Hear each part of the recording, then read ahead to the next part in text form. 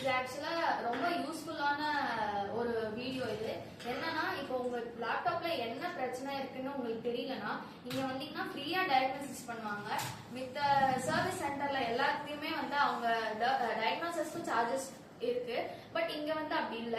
And customer service ரொம்பவே நல்லா இருக்கு. உங்களுக்கு நிறைய இன்ஃபர்மேஷன் இன்புட்ஸ் தருவாங்க, எப்படிலாம் உங்க லேப்டாப்பை ஹேண்டில் பண்ணலான்னு. For example, as you do for your motor vehicle, லேப்டாப்க்கும் நீங்க every 6 months ஜெனரல் சர்வீஸ் பண்ணணும். அப்படி பண்ணீங்கன்னா லேப்டாப்போட ஹெல்த் இன்னுமே நல்லா இருக்கும் அப்படின்னு சொல்லிட்டு நிறைய இன்புட்ஸ் தராங்க.